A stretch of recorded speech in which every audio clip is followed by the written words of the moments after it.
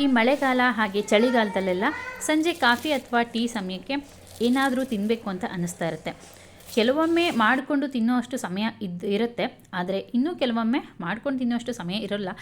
ಏನಾದರೂ ಇದ್ದರೆ ತಿನ್ನೋಕ್ಕೆ ಚೆನ್ನಾಗಿರುತ್ತಪ್ಪ ಅಂತ ಅನಿಸುತ್ತೆ. ಸೊ ಅದಕ್ಕೆ ಬೆಸ್ಟ್ ಆಪ್ಷನ್ ಬಂದುಬಿಟ್ಟು ಈ ಅವಲಕ್ಕಿ ಒಗ್ಗರಣೆ. ಒಮ್ಮೆ ಮಾಡಿಟ್ಕೊಂಡ್ರೆ ನೀವು ತಿಂಗಳು 2 ತಿಂಗಳು ತನಕ ಕೂಡ ಇದನ್ನ ಇಟ್ಕೊಂಡು ತಿನ್ಬೋದು. ತುಂಬಾ ರುಚಿಯಾಗಿರುತ್ತೆ. ಅಂದರೆ ಅದು ಮಾಡುವ ಕರೆಕ್ಟ್ ವಿಧಾನದಲ್ಲಿ ಮಾಡಿಬಿಟ್ರೆ ತುಂಬ ಕ್ರಿಸ್ಪಿಯಾಗಿ ಕೂಡ ಬರುತ್ತೆ.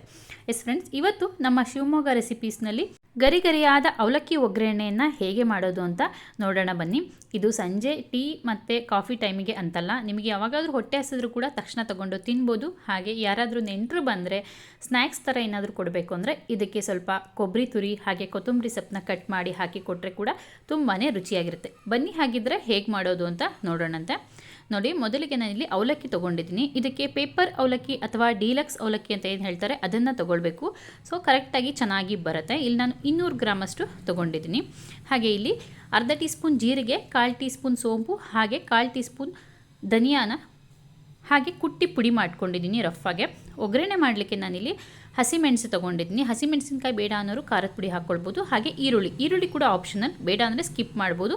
ಹಾಗೆ ನಾನಿಲ್ಲಿ ಸ್ವಲ್ಪ ಜಾಸ್ತಿ ಕ್ವಾಂಟಿಟಿಯಲ್ಲಿ ಕೂಡ ತೊಗೊಂಡಿದ್ದೀನಿ, ನೀವು ಬೇಕಾದ್ರೆ ಕಡಿಮೆ ಮಾಡ್ಕೊಳ್ಬೋದು. 3 ಟೇಬಲ್ ಸ್ಪೂನ್ ಶೇಂಗಾ, 1 ಟೀ ಸ್ಪೂನ್ ಉದ್ದಿನಬೇಳೆ, 2 ಟೇಬಲ್ ಸ್ಪೂನ್ ಹುರಿಗಡಲೆ ಹಾಗೆ 2 ಕಡ್ಡಿ ಕರಿಬೇವನ್ನು ನಾನು ತೊಗೊಂಡಿದ್ದೀನಿ.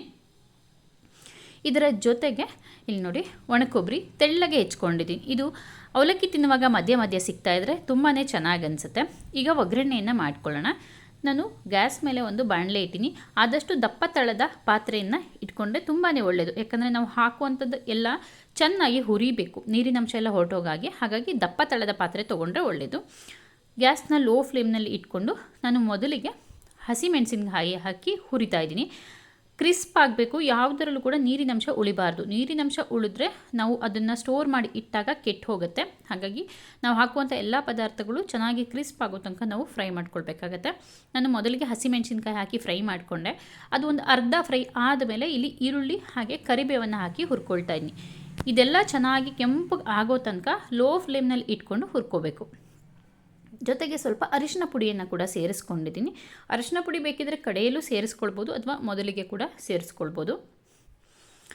ಇದನ್ನು ಲೋ ಫ್ಲೇಮ್ನಲ್ಲಿಟ್ಟು ಸುಮಾರು ನಾನು 15ರಿಂದ 20 ನಿಮಿಷ ಲೋ ಫ್ಲೇಮ್ನಲ್ಲಿ ಹುರ್ಕೊಂಡೆ. ನೋಡಿ, ಈ ರೀತಿ ಡಾರ್ಕ್ ಬ್ರೌನ್ ಕಲರ್ ಆಗಿದೆ.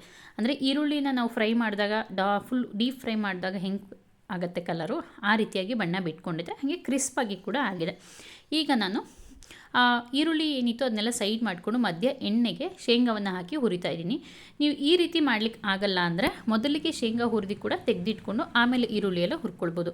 ಈ ರೀತಿ ಮಾಡಿದ್ರೂ ಕೂಡ ಚೆನ್ನಾಗಿ ಫ್ರೈ ಮಾಡಬೇಕು, ಆದರೆ ಸ್ವಲ್ಪ ಸಮಯ ತಗೊಳ್ಳುತ್ತೆ ಅಷ್ಟೇ. ಸ್ವಲ್ಪ ತಾಳ್ಮೆಯಿಂದ ಮಾಡಬೇಕಾಗತ್ತೆ. ಈಗ ಶೇಂಗಾ ಎಲ್ಲ ಮುಕ್ಕಾಲು ಭಾಗ ಫ್ರೈ ಆದಮೇಲೆ ನಾನು ಈರುಳ್ಳಿ ಜೊತೆಗೆ ಮಿಕ್ಸ್ ಮಾಡಿ ಹುರ್ಕೊಂಡು ಈಗ ನೆಕ್ಸ್ಟ್ ಉದ್ದಿನಬೇಳೆಯನ್ನು ಹಾಕ್ಕೊಳ್ತಾ ಇದ್ದೀನಿ. ಉದ್ದಿನಬೇಳೆ ಎಣ್ಣೆ ಸ್ವಲ್ಪ ಬಿಸಿ ಇದ್ದರೆ ಸಾಕು, ಉದ್ದಿನಬೇಳೆ ಹಾಕಿದ ತಕ್ಷಣ ಫ್ರೈ ಆಗಿಬಿಡುತ್ತೆ.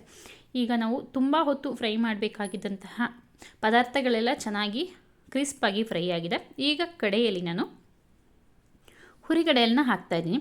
ಹುರಿಗಡಲೆಯನ್ನು ಫ್ರೈ ಮಾಡಬೇಕು ಅನ್ನೋ ನೆಸಿಟಿ ಇಲ್ಲ. ನಾನು ಇನ್ನೇನು ಗ್ಯಾಸ್ ಆಫ್ ಮಾಡಬೇಕು ಅನ್ನೋ ಸಮಯಕ್ಕೆ ಈ ಪದಾರ್ಥಗಳನ್ನ ಹಾಕ್ತಾಯಿದ್ದೀನಿ. ಹುರಿಗಡಲೆ ಹಾಕಿದ್ದೀನಿ. ಹಾಗೆ ನಾನು ಕುಟ್ಟಿ ಪುಡಿ ಮಾಡಿ ಇಟ್ಕೊಂಡಂತಹ ಜೀರಿಗೆ ಹಾಗೆ ಧನಿಯಾ ಮತ್ತು ಸೋಂಪು ಕಾಳು ಇದನ್ನು ಹಾಕ್ತೀನಿ. ಇದನ್ನು ಹಾಕೋದ್ರಿಂದ ಒಳ್ಳೆ ಫ್ಲೇವರ್ ಕೊಡುತ್ತೆ, ಹಾಗೆ ಟೇಸ್ಟ್ ಕೂಡ ತುಂಬಾ ಚೆನ್ನಾಗಿ ಬರುತ್ತೆ ಅವಲಕ್ಕಿ ಒಗ್ಗರಣೆದು. ಸೊ ಇದನ್ನು ಸ್ಕಿಪ್ ಮಾಡದೆ ಹಾಕಿ. ಹಾಗೆ ರುಚಿಗೆ ತಕ್ಕಷ್ಟು ಉಪ್ಪು. ಈ ಒಗ್ಗರಣೆ ಎಲ್ಲ ಮಾಡುವಾಗ ಉಪ್ಪು ಸ್ವಲ್ಪ ಕಡಿಮೆ ಇದ್ದರೆ ಒಳ್ಳೆಯದು, ತಿನ್ನಲಿಕ್ಕೆ ಚೆನ್ನಾಗಿರುತ್ತೆ. ಹಾಗೆ ನಾನು ಅರ್ಧ ಟೀ ಸ್ಪೂನ್ ಸಕ್ಕರೆ ಹಾಕ್ತಾಯಿದ್ದೀನಿ. ಸಕ್ಕರೆ ಹಾಕೋದ್ರಿಂದ ಕೂಡ ಟೇಸ್ಟ್ ತುಂಬ ಚೆನ್ನಾಗಿ ಅನಿಸುತ್ತೆ, ಬ್ಯಾಲೆನ್ಸ್ ಕೂಡ ಆಗುತ್ತೆ. ಮಿಸ್ ಮಾಡದೆ ಹಾಕಬೇಕು. ಇದಿಷ್ಟನ್ನು ಹಾಕಿ ಚೆನ್ನಾಗಿ ಫ್ರೈ ಮಾಡ್ಕೊಂಡಿದ್ದೀನಿ. ಈಗ ಇದಕ್ಕೆ ಸಣ್ಣದಾಗಿ ನಾನು ತೆಳ್ಳಗೆ ಕಟ್ ಮಾಡಿ ಇಟ್ಕೊಂಡಂತಹ ಕೊಬ್ಬರಿಯನ್ನು ಕೂಡ ಹಾಕಿ ಒಮ್ಮೆ ಚೆನ್ನಾಗಿ ಮಿಕ್ಸ್ ಮಾಡಿ, ಅಂದರೆ ಕೊಬ್ಬರಿ ಹಾಕಿದ್ಮೇಲೆ ಒಂದು 30 ಸೆಕೆಂಡ್ಸ್ ಚೆನ್ನಾಗಿ ಮಿಕ್ಸ್ ಮಾಡಿಬಿಟ್ಟು ಗ್ಯಾಸ್ನ ಆಫ್ ಮಾಡಿಕೊಂಡ್ರೆ ಆಯಿತು. ಇಲ್ಲಿಗೆ ಒಗ್ಗರಣೆ ಕಂಪ್ಲೀಟಾಗಿ ರೆಡಿ ಇದೆ. ಗ್ಯಾಸ್ನ ಆಫ್ ಮಾಡಿ ಕೂಡ ನಾವು ಅವಲಕ್ಕಿ ಹಾಕ್ಬೋದು, ಅಥವಾ ಕೆಲವರಿಗೆ ಅಂದರೆ ಹೊಸದಾಗಿ ಮಾಡೋರಿಗೆ ಸ್ವಲ್ಪ ಕಷ್ಟ ಅಂತ ಅನಿಸಿದರೆ ಗ್ಯಾಸ್ನ ಆಫ್ ಮಾಡಿ ಪಾತ್ರೆಯನ್ನು ಸೈಡಿಗೆ ಇಟ್ಬಿಟ್ಟು ಅದಕ್ಕೆ ಅವಲಕ್ಕಿ ಎಲ್ಲ ಹಾಕಿ ಒಮ್ಮೆ ಚೆನ್ನಾಗಿ ಮಿಕ್ಸ್ ಮಾಡ್ಕೊಳ್ಳಿ. ನನಗಿದು ಅಭ್ಯಾಸ ಮಾಡಿರೋದ್ರಿಂದ, ಅಂದರೆ ಮಾಡಿ ಅಭ್ಯಾಸ ಇರೋದ್ರಿಂದ ನಾನು ಗ್ಯಾಸ್ ಮೇಲೆ ಫ್ಲೇಮ್ನ ಆನ್ ಮಾಡಿ ಇಟ್ಕೊಂಡೆ ನಾನು ಅವಲಕ್ಕಿ ಹಾಕಿ ಈ ರೀತಿಯಾಗಿ ಮಿಕ್ಸ್ ಮಾಡ್ಕೊಳ್ತಾ ಇದ್ದೀನಿ. ನೋಡಿ, ಈ ರೀತಿ ಚೆನ್ನಾಗಿ ಅವಲಕ್ಕಿನ ಮಿಕ್ಸ್ ಮಾಡಿದರೆ ಅವಲಕ್ಕಿ ಒಗ್ಗರಣೆ ರೆಡಿ ಆಯಿತು. ಆದರೆ ತುಂಬ ಇಂಪಾರ್ಟೆಂಟ್ ಸ್ಟೆಪ್ ಏನು ಅಂತಂದರೆ, ಇಷ್ಟು ಮಿಕ್ಸ್ ಮಾಡಿದರೆ ಅವಲಕ್ಕಿ ಒಗ್ಗರಣೆ ರೆಡಿ ಆಯಿತು ಅಂತ ತುಂಬ ಜನ ಅಂದ್ಕೊಳ್ತಾರೆ. ಅದು ತಪ್ಪು. ಕ್ರಿಸ್ಪಾಗಿ ಅವಲಕ್ಕಿ ಬರಬೇಕಂದ್ರೆ ಇದನ್ನು ಚೆನ್ನಾಗಿ ಫ್ರೈ ಮಾಡಬೇಕು. ಲೋ ಫ್ಲೇಮ್ನಲ್ಲೇ ಇಟ್ಟು ಅವಲಕ್ಕಿ ಕ್ರಿಸ್ಪ್ ಆಗೋ ತನಕ ಫ್ರೈ ಮಾಡಬೇಕು. ಆವಾಗ ಅವಲಕ್ಕಿ ತುಂಬ ಚೆನ್ನಾಗಾಗುತ್ತೆ. ಬಾಯಲ್ಲಿಟ್ಟರೆ ಕರಗೋ ಥರ ಇರುತ್ತೆ.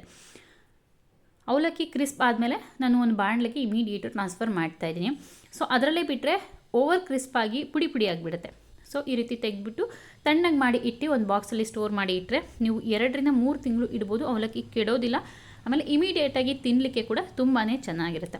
ಎಸ್ ಫ್ರೆಂಡ್ಸ್, ಈ ಒಂದು ಗರಿಗರಿಯಾದ ಅವಲಕ್ಕಿ ರೆಸಿಪಿ ಯಾರಿಗೆಲ್ಲ ಇಷ್ಟ ಆಯಿತು ಪ್ಲೀಸ್ ವಿಡಿಯೋಗೊಂದು ಲೈಕ್ ಮಾಡಿ, ಶೇರ್ ಮಾಡಿ. ಹಾಗೆ ಹೊಸದಾಗಿ ಯಾರೆಲ್ಲ ನೋಡ್ತೀರಾ ಮರೀದೆ ನಮ್ಮ ಶಿವಮೊಗ್ಗ ರೆಸಿಪೀಸ್ನ ಸಬ್ಸ್ಕ್ರೈಬ್ ಮಾಡ್ಕೊಳ್ಳಿ. Thanks for watching. ಧನ್ಯವಾದಗಳು.